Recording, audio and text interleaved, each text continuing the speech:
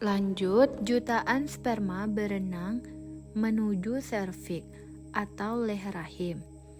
Setelah dari serviks ini, sperma ini masuk lagi ke rahim lalu pergi ke tuba falopi.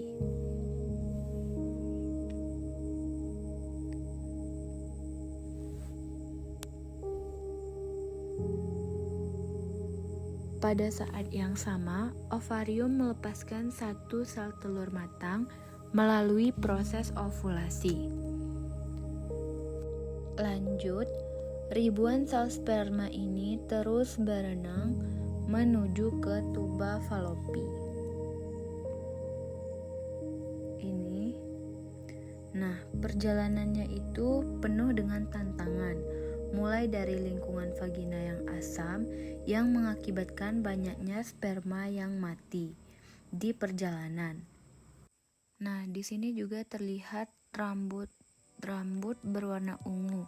Ini namanya adalah silia. Ia juga membantu mengarahkan sperma ke tuba falopi.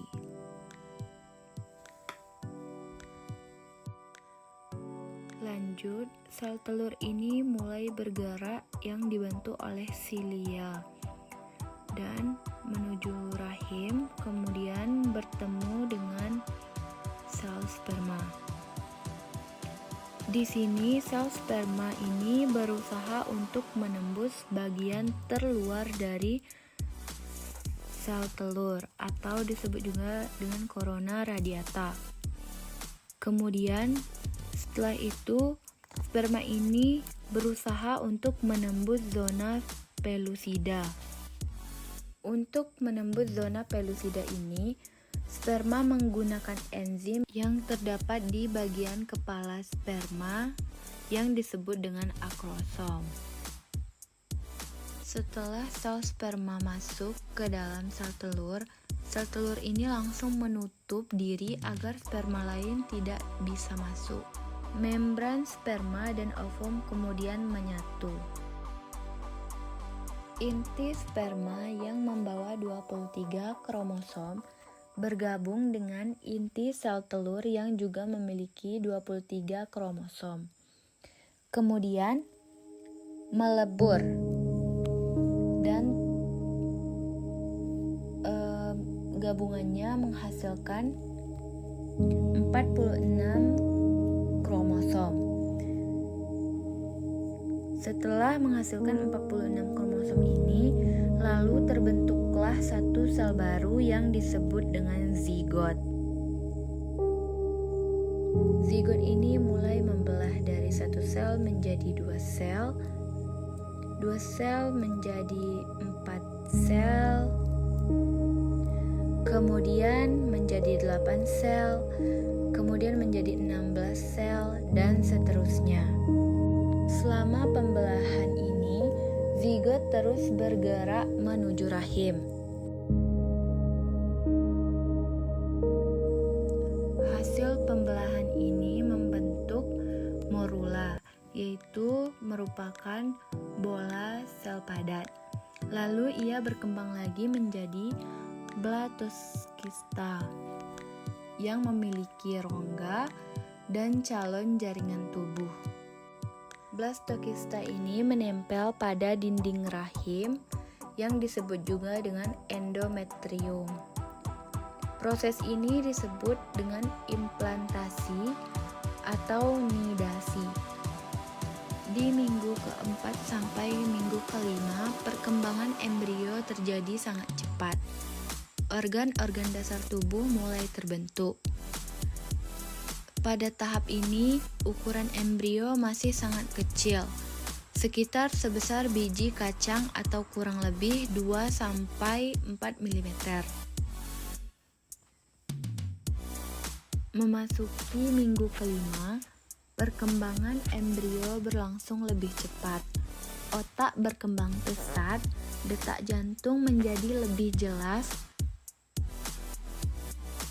Di minggu ini juga, plasenta dan tali pusat semakin berkembang untuk mendukung pertumbuhan embrio dengan menyalurkan nutrisi dari ibu ke embrio.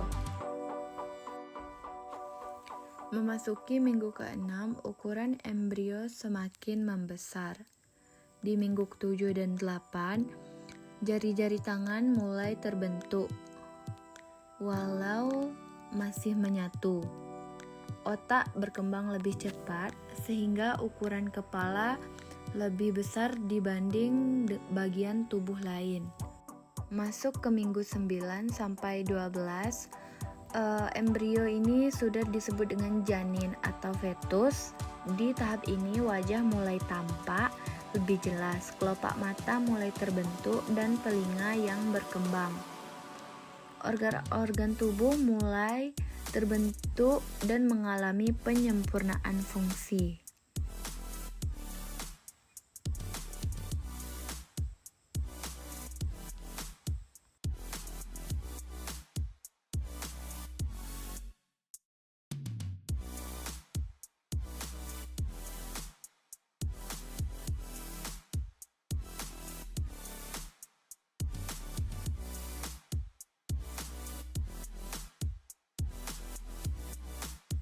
Pada trimester akhir, berat dan panjang tubuh janin meningkat cepat, paru-paru yang semakin matang,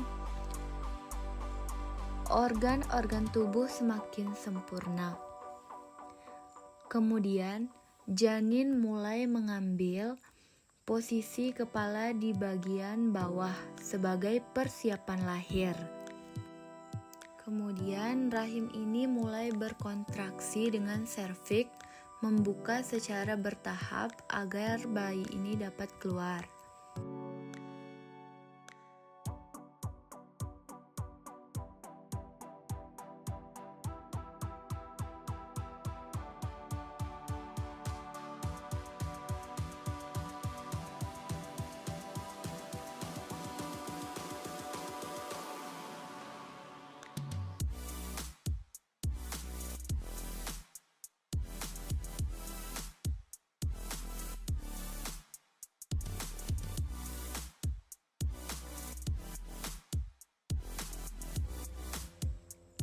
Kontraksi semakin kuat dan ibu mulai mengejan sehingga bayi ini bisa keluar melalui vagina. Bayi ini keluar dengan kepala terlebih dahulu.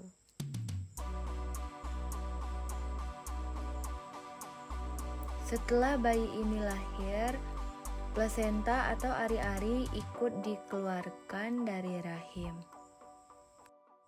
Baik, itu yang dapat saya jelaskan. Lebih dan kurang saya mohon maaf. Saya tutup dengan wassalamualaikum warahmatullahi wabarakatuh.